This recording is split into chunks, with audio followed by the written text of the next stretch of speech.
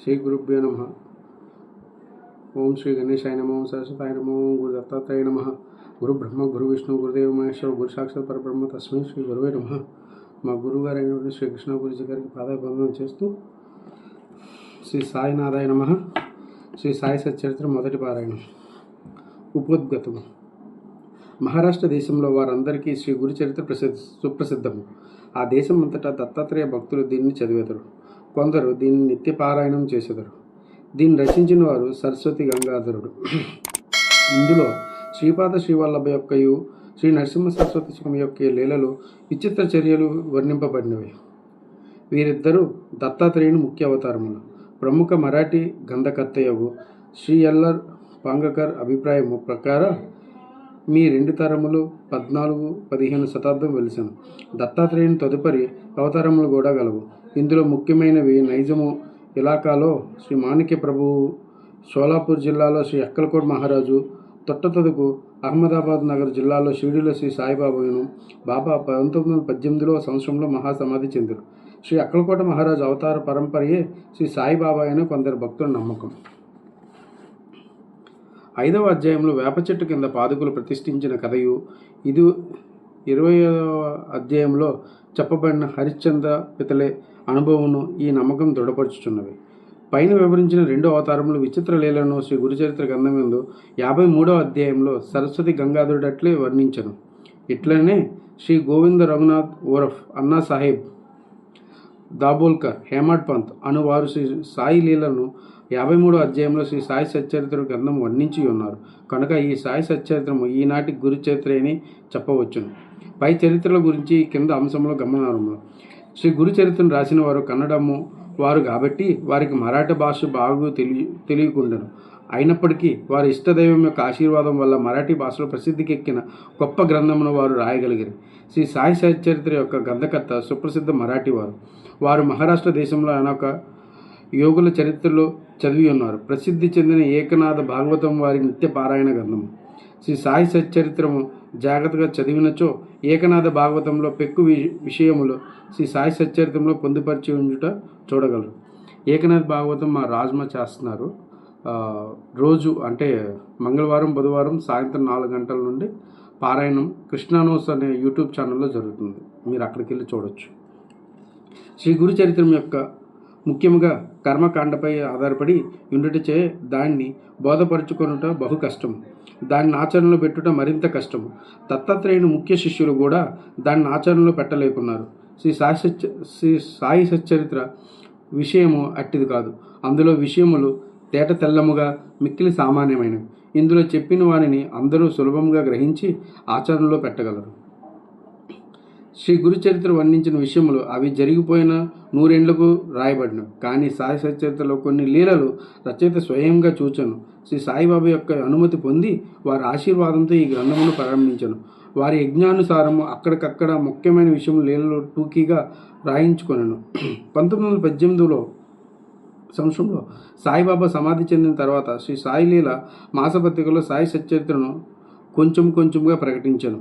శ్రీ సాయి సచ్చరిత్రము మీ విధంగా 1923 నుండి 1929 వరకు సాయి లీలలో ధారావాహికగా ప్రచురింపబడి 1930లో పూర్తి గ్రంథ రూపం ముద్రింపబడినది. కనుక శ్రీ సాయి సచ్చరిత్రము ప్రస్తుత గ్రంథము అధికారమైనది. షిరిడీలో శ్రీ సాయిబాబా సశరీరులుగా ఉండగా దర్శించుకున్న భాగ్యము లభించని సాయి భక్తులకు ఈ గ్రంథము నిజంగా యొక్క వరము. శ్రీ సాయి సచ్చరిత్రము అన్నా సాహెబ్ దాబోల్కర్ కూర్చను కానీ ప్రతి అధ్యాయం చివరను శ్రీ సాయి ప్రేరేపించే హేమడ్ పంత్చే రాయబడినట్లున్నది. కావున హేమడ్ పంత్ ఎవరిని పాఠకులు అడగవచ్చు. అన్నా సాహెబ్ దాబోల్కర్ మొట్టమొదటిసారిగా శ్రీ సాయిబాబాను దర్శించినప్పుడు వారి బిరుదు దాబోల్కర్కు కరుణించింది. ఎప్పుడు ఏ సందర్భంలో నీ బిరుదును అతనికి నొసగారో అను విషయము 2వ అధ్యాయంలో రచయిత చెప్పి ఉన్నారు. అన్నా సాహెబ్ జీవిత చరిత్ర ఈ దిగువ క్లుప్తంగా చెప్పబడి ఉన్నది. గ్రంథ రచయిత దాబోల్కర్ 1859 సంవత్సరంలో ఠానా జిల్లాలో కేవలమహిమందు యొక్క పేద ఆద్య గౌడ బ్రాహ్మణ కుటుంబంలో జన్మించారు. వారు తాతతండ్రులు దైవభక్తి గలవారు. దాబోల్కర్ తమ ప్రథమ విద్యను స్వగ్రహం ముందే పూర్తి చేసి పూనాలో 5వ స్టాండర్డ్ వరకు ఆంగ్ల విద్య అభ్యసించారు. కుటుంబ ఆర్థిక పరిస్థితులను బాగుండటం చేత బాగు బాగునుండక చేత వారు పై క్లాసులు చదవటం మానిరి. అప్పట్లో ఉన్న సర్కారు నౌకరిని పరీక్షల్లో ఉత్తీర్ణులై తన ఊరిలో బడిపంతులుగా ఉద్యోగం ప్రవేశించిరి.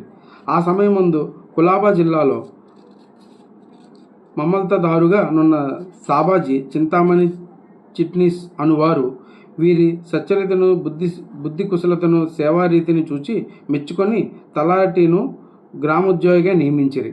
తరువాత ఇంగ్లీష్ గుమస్తాగా వేసిరి. పిమ్మట మమల్తదారు కచేరీలో హెడ్ గుమస్తాగా నియమించిరి. కొంతకాలం జరిగిన పిమ్మట అటవీ శాఖలో ఉద్యోగంగా నిలిచిరి. కొన్నాళ్లకు కరువు సంబంధపు పనులు ప్రత్యేక ఉద్యోగిగా గుజరాత్లో బ్రోచ్లో నియమితులైన ఆయా ఉద్యోగంలో తన బాధ్యతలను అత్యంత సమర్థవంతంగా నెరవేర్చడం వల్ల 1901 సంవత్సరంలో ఠానా జిల్లాలో షాహాపూర్లో మహంతదారుగా నియమింపబడిరి. 1903లో ఫస్ట్ క్లాస్ రెసిడెంట్ మెజిస్ట్రేట్గా బాంద్రాలో నియమింపబడిరి. వారచ్చట 1907 వరకు ఉద్యోగం చేసిరి. తర్వాత ఆయన ముర్బడ్ ఆనంద్ బోర్దాల్లో పనిచేసి 1910 సంవత్సరంలో తిరిగి బాంద్రాలో రెసిడెంట్ మెజిస్ట్రేట్గా నియమితులయ్యారు. ఈ సంవత్సరం అందే వారికి షిరిడీ పోయి శ్రీ సాయి సందర్శనం చేయు భాగ్యం కలిగినది.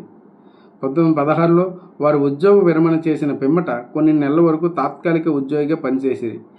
అదియును విరమించిన తర్వాత సాయిబాబా మహాసమాధి చెంది వరకు శ్రీ సాయి సేవలోనే పూర్తిగా నిమగ్నులయ్యారు. బాబా మహాసమాధి పిమ్మట షిరిడి శ్రీ సాయిబాబా సంస్థానమును 1923 సంవత్సరంలో తాను మరణించినంత వరకును ఎంతో చాతచక్యంగా నడిపిరి. వారి భార్య ఒక కుమారుడు, 5 కుమార్తెలు ఉండిరి. బిడ్డలకు తగిన సంబంధములు దొరికినవి. అందరూ క్షేమంగా నుండిరి. శ్రీ సాయిబాబా ఎవరు?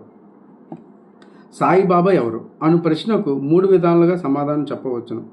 దీర్ఘాలోచన చేయకే విషయముల గురించి కానీ మనుష్యుల గురించి కానీ అభిప్రాయములు చెప్పు అభ్యాసము గలవారు సాయిబాబాను ఒక పిచ్చి ఫకీరినను, వారు షిరిడీలో శిథిలమైన పాడుపడ్డ మసీదులోని అనేక సంవత్సరం నివసించిరి. ఇష్టం వచ్చినట్టుగా మాట్లాడుచు తమను దర్శింపవచ్చి వారిని నుంచి దక్షిణ రూపంలో ధనం వసూలు చేయుచుండిరని చెప్పెదరు. ఈ అభిప్రాయం తప్పు. R.A. తర్కడ్ గారి స్నేహితుడు ఒకసారి బాబా దర్శనానంతరము బాబా వద్ద సెలవు పుచ్చుకొని బొంబాయి తిరిగిపోవునప్పుడు కంటతడి పెట్టుకుంటాను. అతనితో బాబా ఇట్లనెను, పిచ్చివాణిలో ప్రవర్తించుచున్నావేమి? నేను బొంబాయిలో మాత్రము నీతో లేనా? దానికి తర్కడ్ గారి మిత్రుడు ఇట్లా జవాబునిచ్చాను, నాకు ఆ విషయం తెలియదు. ఎందుకనగా మీరు బొంబాయిలో నాతో ఉన్నట్లు నాకు అనుభవం లేదు కదా. అందులోకి బాబా ఇట్లనెను, ఎవరైతే బాబా షిరిడీలో మాత్రమే ఉన్నాడని అనుకుందరో వారికి బాబా నిజంగా గ్రహింపలేదని తెలుసుకోవు. కొందరు సాయిబాబాను మహాసిద్ధ పురుషుడని, మహమ్మదీయులని, బాబాను తమ పీరులతో నొకగా భావించి హిందువులు బాబా తమ మహాత్ముల్లో నొకనిగా గ్రహించిరి. ప్రతి సంవత్సరం షిరిడీలో జరుగు ఉత్సవములు నిర్వాహకులు తమ ప్రకటనలో బాబాను సంత చూడమనిగా పేర్కొందరు. ఈ అభిప్రాయం కూడా సరైనది కాదు. శ్రీ సాయిబాబా సన్నిహితం కానీ వాస్తవం గాను సేవించిన వారు మాత్రము బాబాని భగవత్ అవతారముగా ఎప్పటికీ భావించుచున్నారు. దీనికి దిగువ కొన్ని దృష్టాంతములు నిచ్చెదను. శ్రీ సాయిబాబా సర్వంతర్యామి. బివి నరసింహస్వామి గారు రచించిన బాబా సూత్రములు పలుకులు అనే గ్రంథముల పీఠికలో ఇండోర్ హైకోర్టు జడ్జి గారు M.B.R. రేగే గారు ఇట్లా రాసిన, బాబా సశరీరులుగా ఉన్నప్పుడు వారకు రూపం దాల్చిన భగస్వరూపంగా తమ భక్తులకు బాసిల్లుతూ తమ లీలా ప్రబోధముల ద్వారా సాధకుల మార్గమును ప్రకాశింపచేయుచుండిరి. వారి నశ్వరమైన దేహము మాయమైపోయినా కానీ దానిలో అప్పుడప్పుడు నిన్న బాబా మాత్రం నిప్పటికీ అనంత శక్తి వల్ల నిలిచి వారి సమాధి చెందకముందు భక్తులతో తోడ్పడినట్లే ఇప్పటికీ వారిని ఆశ్రయించే యొక్క అసంఖ్యక భక్తులకు నిశ్శబ్దముగా సహాయపడుచున్నారు. శ్రీ బివి నరసింహ గారు రచించిన భక్తుల అనుభవములు అనే పుస్తకంలో మొదటి పేజీలో ఉత్తర భారతదేశంలో ఉన్న ఒక హైకోర్టు జడ్జి గారు ఇట్లా రాసి ఉన్నారు, నేను సాయిబాబాను సృష్టి స్థితి లయకారుగా భావించదను. 1918 సంవత్సరంలో వారు సమాధి చెందకముందునట్లే భావించితిని. ఇప్పటికీ నేనట్లే భావించుచున్నాను. నాకు మాత్రం వారి సమాధి చెందినట్టు లేదు. నా దృష్టిలో వారు అన్ని పరిమితులకు అతీతులు. వారు మా మధ్య ఉన్నప్పుడు వారు మానవ శరీరము మా కన్నుల ముందు సంచరించునుండను. ఒక్కొక్కప్పుడు మా దృష్టికి విశేషంగా ఆకర్షించండి, కానీ ఎక్కువ భాగం మా ఎరుకలో నిలిచింది మాత్రం వారి అనంతతత్వమే. శాశ్వతము అశాశ్వతంలో అద్భుత సమ్మేళన రూపమైన ఒక మానసిక ప్రతిబింబం వల్లే వారు మాకు భాషించేవారు. అశాశ్వతమైన తమ మానవ దేహమునొక్కప్పుడు మా ముందు మా ముందర తొలకమని మరిపించేవారు. అప్పుడు అశాశ్వతమైన ఆ దేహము మాయమై సాయిబాబా అను శాశ్వతమైన అనంతశక్తి మాత్రము నిలిచి ఉన్నది. బివి నరసింహ గారిచే రచింపబడ్డ భక్తుల అనుభవంలో అనే గ్రంథంలో 1921 పుటలో Acharyaji Narke MA MSc Poona engineering college ఇట్లా చెప్పి ఉన్నారు. ఇంటి వద్ద నిత్యము నేను పూజించు గృహదేవతల మధ్య సాయిబాబాను ఒకరు నుంచితిని. సాయిబాబా భగవంతుడు అయిన సామాన్య సత్పురుషుడు కాదు. మా మామయ్య గారు శ్రీమాన్ బూటి, నా భార్య, నా తల్లి గొప్ప సాయి భక్తులు. వారు సాయిబాబాను భగవంతుని వలె పూజించేవారు. నేను కొత్తగా షిరిడీకి వెళ్ళినప్పుడు ఒకనాడు హారతి సమయంలో సాయిబాబా మిక్కిలి కోపదుతుడై ఉండెను. ఆ కారణంగా వారు కోపించుచు శపించుచు భయపెట్టుచుండిరి. ఆయన పిచ్చివాడా ఏమీ సంశయంను నా మనసులో మెదిలను. మామూలుగానే హారతి పూర్తి అయ్యాను. ఆనాటి సాయంకాలం నేను బాబా పాదంలో ఒత్తుచుంటిని. అప్పుడు బాబా ప్రేమగా నా తల నిముర్చు, నేను పిచ్చివాడిని కాను అనెను. ఎంత ఆశ్చర్యము! నా హృదయగత భావము గ్రహించుచున్నారు. వారికి తెలియకుండానే మన ఏ రహస్యము దాచగలము. వారు అంతర్యామి, నా ఆత్మ యొక్క అంతర్యామి. వారు అంతర్యామిత్వము గురించి నాకనేక నిదర్శనములు కలిగాను. వారు నాతో మాట్లాడుతున్నప్పుడు నా హృదయంలో కూర్చుండి మాట్లాడిన వలె ఉండువారు. నా హృదయంలో గల యోచనలను కోరికలను గ్రహించుచుండువారు. వారు నాలో ఉన్న భగవంతుడు, వారే భగవంతుడిని నిశ్చయించుటలో నాకెట్టి సంకోచము లేదు. ఒక్కొక్కప్పుడు వారిని నేను పరీక్షించుకుంటున్నాను. ప్రతి పరీక్షలో వారు సర్వజ్ఞులని, వారి ఇష్టానుసారము సర్వము నడిపించదని అనే ఒకే నమ్మకం కలుగుచుంది. రావ్ బహదూర్ ఎండబ్ల్యూ ప్రధాన్ రాసిన షిరిడి సాయిబాబా యందు గ్రంథంను ఉపోద్భవంలో గౌరవనీయులు అమరావతిలో ప్రసిద్ధికి ఎక్కిన వకీలు నగు దాదాసాహెబ్ కపాడ్ ఇట్లా అనిచును. శ్రీ సాయిబాబా ప్రతి వారి అంతర్గతమందు మొదలు ఆలోచనలను తెలిసిన వాని వల్ల ఉండి వారి కోరికలు తీర్చుచు సుఖసంతమును కలుగజేయుచుండిరి. ఆయన భూమిపై నడియాగు దైవమై భావము కలిగిచుండెను. దాసగను మహారాజు నవర్త మంజరి అను సౌస్త్రమునందు సాయిబాబా జగత్ యొక్క సృష్టికర్త కాను, నిర్మలమైన అంతరాత్మగాను, నిత్యం శాంతమూర్తిగాను వర్ణించుచున్నారు. హేమడ్ పంత్ సాయి సచ్చరిత్ర యొక్క మొదటి అధ్యాయంలో సాయిబాబాను గోధుమలు విసుచుండిన యొక్క వింత యోగిగా వర్ణించను. కానీ రాను రాను బాబాతో సంబంధము పెరిగిన కొలది బాబాను భగవంతుడని, సాక్షాత్ పరబ్రహ్మ స్వరూపుడని నిశ్చయించును. షిరిడి భక్తులందరూ, ముఖ్యంగా మాధవరావు దేశపాండే ఉరఫ్ శ్యామ అనువారు బాబాను మిక్కిలి భక్తులని, వచ్చిన భక్తులందరితో కలిసిమెలిసి తిరుగుతాడు. ఆయన ఎల్లప్పుడూ బాబా దేవా అని సంబోధించను. ఈ భక్తులందరి అభిప్రాయాలను అవతరించి వారు చెప్పిన దానిలో యథార్థం గ్రహించి శ్రీ సాయి అవతార పురుషుడని భావించదుగాక. ఉపనిషద్ దుష్టులైన మహాపూర్వ ఋషులు భగవంతుడు సర్వంతయామియును సత్యము దర్శించిరి. బృహదారణ్యక, చాందోక్య, కట, శ్వేతస్వత్తర ఉపనిషత్తులు జీవకోటితో సహా సర్వవస్తు సముదాయకమైన ప్రకృతి ఎంతము భగవంతుని రచనమని, అది అంతయు అంతర్యామిచే అనేక సర్వము సృష్టించి పాలించడి భగవంతునిచే వ్రాచింపబడి ఉన్నదని వకించుచున్నది. ఈ సిద్ధాంతంను నిరూపణ చేయుటకు తగిన ఉదాహరణ శ్రీ సాయి సచ్చరిత్రము. సాయిబాబుకు సంబంధించిన ఇతర గ్రంథములు చదివిన వారు తప్పక ఈ సత్యము గ్రహించి యథార్థము శ్రీ సాయిని దర్శించగలరు. ఉపోద్గతం సంపూర్ణం. శ్రీ సద్గురు శ్రీ సాయినాథార్పణమస్తు. శుభం భువ. శ్రీ సాయినాథ నమః. మొదటి అధ్యాయం. గురుదేవస్థుతి. తిరగలి విసురుట, దాని వేదాంత తత్వము. దేవస్థుతి.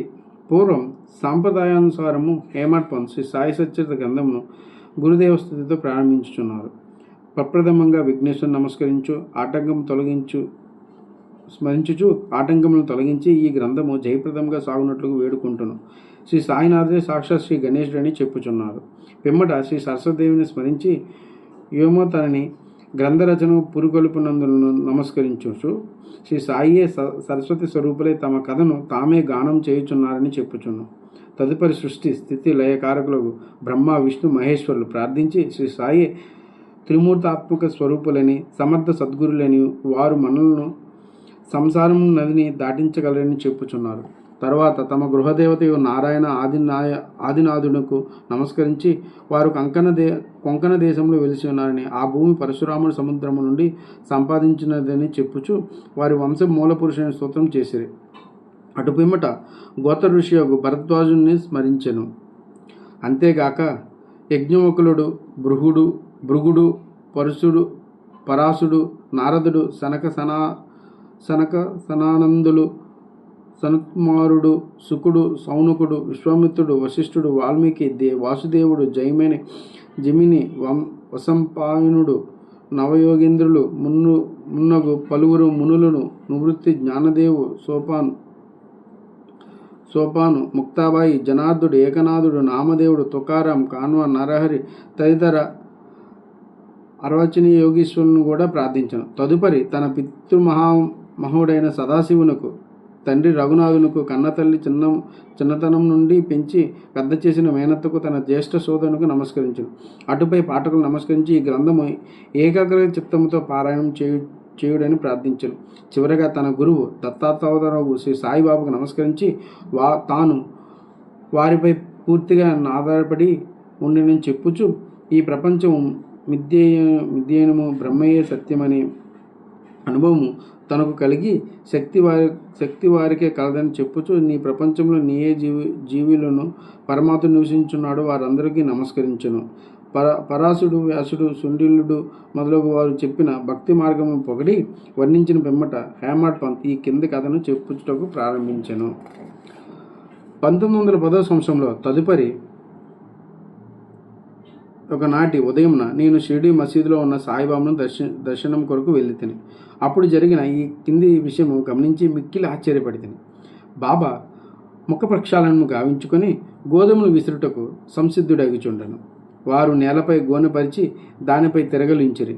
చేటలో కొన్ని గోధుమలు పోసుకొని కఫ్ని చొక్కా, అంటే బాబాగారు వేసుకున్న చొక్కా చేతులు పైకి మడిచి పిడికడి చొప్పున గోధుమలు వేచుచూ విసరసాగిరి.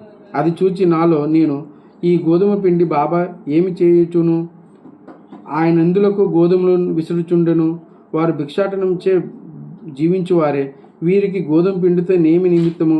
వారికి పిండి నిల్వలు చేయవలసిన అగత్యం లేదే అని చింతించిని. అచ్చటకు వచ్చిన మరికొంతమంది కూడా నెట్లే ఆశ్చర్యమొగలయ్యిరి. కానీ మానెవ్వరికి కూడా బాబా ప్రశ్నించుటకు ధైర్యం చాలకుండను. ఈ సంగతి వెంటనే గ్రామంలో వ్యాపించను. ఆ బాలగోపాలను ఈ వింత చర్యను చూచుటకై బాబా వద్ద గుమ్మిగీడిరి. 4 స్త్రీలు ఎటులను సాహసించి మసీదు మెట్లెక్కి బాబా పక్కకు జరిపి వారు విసురుట ప్రారంభించిరి. వారు తిరగలి పిడిని చేత పట్టుకుని బాబా లీలలు పాడుచూ విసురుట సాగించిరి. ఈ చర్యలను చూచి బాబా కోపం వచ్చెను. కానీ వారి ప్రేమభక్తి మిగుల సంతసించి చిరునవ్వు నవ్విరి. విసిరినప్పుడు స్త్రీలు తమలో తాము ఇట్లనుకునేది, బాబాకు ఇల్లు పిల్లలు లేరు, ఆస్తిపాస్తులు లేవు, వారిపై ఆధారపడిన వారు, ఆయన పోషించవలసిన వారు ఎవరూ లేరు, వారు భిక్షాటనంచే జీవించేవారు కనుక వారికి రొట్టి చేసుకొనుటకు గోధుమ పిండితో నిమిత్తము లేదు. అట్టి పరిస్థితిలో బాబా గోధుమ పిండితో ఏం పని? బాబా మిక్కులు దయార్థ హృదయుడు వచ్చి మనకి ఈ పిండి పంచుటకే కాబోలు. ఈ విధంగా మనను వేరువేరు విధములుగా చింతుచు పాడుచు విసురుట ముగించిరి. పిండిని 4 భాగములు చేసి ఒక్కొక్కరు ఒక్కొక్క భాగమును తీసుకొనిచుండిరి. అంతవరకు శాంతంగా గమనించుచున్న బాబా లేచి కోపంతో వారికి తిట్టుచు నిట్లనేది, ఓ వనితలారా, మీకు పిచ్చి పట్టినదే ఏమి? ఎవరబ్బ సొమ్మనుకొని లూటి చేయుచుంటిరి? మీ వద్ద నుండి గోధుమలు వాడుకుంటున్నా ఏమి? ఏ కారణం చేత పిండి గోంపుటకు ఎత్తిచున్నారు? సరే, ఇట్లు చేయండి, పిండిని తీసుకుపోయి గ్రామపు సరిహద్దుల పైన చల్లుడి. అది విని ఈ వనితలు ఆశ్చర్యమైంది, సిగ్గుపడిరి. గుసగుసలాడుకొని ఊరి సరిహద్దుల వద్దకు పోయి బాబా యజ్ఞానుసారము ఆ పిండిని చల్లిరి. నేనంతయు చూచి షిరిడి ప్రజలకు బాబా చర్యను గూర్చి ప్రశ్నించి తిని, ఊరిలో కలరా జాడ్యం గలదని, దాన్ని శాంతింప చేయుటకే అది బాబా సాధనమని చెప్పిరి. అప్పుడు వారు విసిరిన గోధుమలు కావని, వారు కలరా జాడ్యములు విసిరి ఊరికి అవతల పారదోయాలని చెప్పిరి. అప్పటి నుండి కలరా తగ్గాను. గ్రామంలో ప్రజలందరూ ఆనందించిరి. ఇదంతయు విన్న నాకు మిక్కిలి సంతసము కలిగెను. దీనికి గూఢార్థము తెలుసుకున్న కుతూహలం కలిగను. గోధుమ పిండి కలరా జాడిన సంబంధమేమి? ఈ రెండిటి గల కార్యకారణ సంబంధమేమి? ఒకటి దానికెట్లా సాధింపజేసను? ఇదంతా అగోచరముగా తోచను. అందుచే నేను తప్పక ఈ విషయం గురించి రాసి బాబా లీలను మనసారా పాడుకొనవలనని నిశ్చయించుకుంటుని. ఈ లీలను చూసి ఇట్లు భావించుకొని హృదయానంద పూరితుడైందిని. ఈ ప్రకారంగా బాబా సచ్చరితను రాసుకొనుటకు ప్రేరేపింపబడితిని. అట్లే బాబా కృపా కటాక్షముచే ఆశీర్వాదముచే ఈ గ్రంథము నిర్విఘ్నముగా జయప్రదముగా పూర్తి అయినది. తిరగల విసుట వాని వేదాంత తత్వం. తిరగల విసుట గూర్చి షిరిడీలో ప్రజలు కొను రీతియా కాక దానిలో వేదాంత భావం కూడా కలదు. సాయిబాబా షిరిడీ అందు సుమారు 60 ఏండ్లు నివసించరు. ఈ కాలమందు వారు తిరగలు విసురుచే ఉండిరి. నిత్యము వారు విసిరినది గోధుమలు కావు, భక్తుల యొక్క పాపములు, మనోవిచారములు మొదలైనవి. తిరగల యొక్క క్రింది రాయి కర్మ, మీద రాయి భక్తి. చూడండి, తిరగల కింది రాయి కర్మ, మీద రాయి భక్తి. చేతితో పట్టుకొని పిడి జ్ఞానము, పిడిగిలనేది జ్ఞానము. జ్ఞానోదయమునకు గాని ఆత్మ సాక్షాత్కారము గాని మొట్టమొదట పాపములను కోరికలను తుడిచివేయలను. అటు ప్రెమ్మట త్రిగుణారహితమైన పొందవలను. అహంకారము చంపుకొనవలను. ఇది వినగానే కబీర్ కథ జ్ఞప్తికి వచ్చింది. ఒకనాడు స్త్రీ యొకత తిరుగల్లో ధ్యానం వేసి విసురుచుండెను. దాన్ని చూచి కబీరు ఏడవసాగాను. నిపతి నిరంజనుడు యొక్క సాధు సుంపుడు చూచి కారణము కబీర్ ఇట్లా జవాబునిచ్చి, నేను కూడా ఆ ధ్యానం వలె ప్రపంచంలో తిరగల్లో విసరబడుదును కదా. దానికి నిపతి నిరంజనుట్లు బదులు చెప్పాను, భయము లేదు, తిరగలి పిడి గట్టిగా పట్టుకొను అనగా జ్ఞానము విడుమకు. సో మనం ఎక్కడికి వెళ్ళినా మనం నేర్చుకున్న జ్ఞానం, మనం గురువుగారి దగ్గర నుండి నేర్చుకున్న జ్ఞానం ఎప్పుడు వదిలి పెట్టకూడదు. నేను ఇట్లు గట్టిగా పట్టినో నీవు అట్లే చేయుము. మనసును కేంద్రీకరించుము, దూరంగా పోనివ్వకుము. అంతరాత్మకు చూచుటకు దృష్టికి అంతర్ముఖము గానుము. నీవు తప్పక రక్షింపబడిదవు. మొదటి అధ్యాయం సంపూర్ణం. సద్గురు శ్రీ సాయినాథ పనమస్తు. శుభం భూవత్. ఈరోజు మొదటి అధ్యాయం కంప్లీట్ చేసుకున్నాం. అలాగే రేపు అంటే రోజుకు ఒక అధ్యాయం చొప్పున ఈ సాయి సచ్చరితని మనం పారాయణ చేయడానికి ప్రయత్నిద్దాం. శ్రీ సాయినాథ పనమస్తు. శ్రీకృష్ణ గురుభ్యో నమః.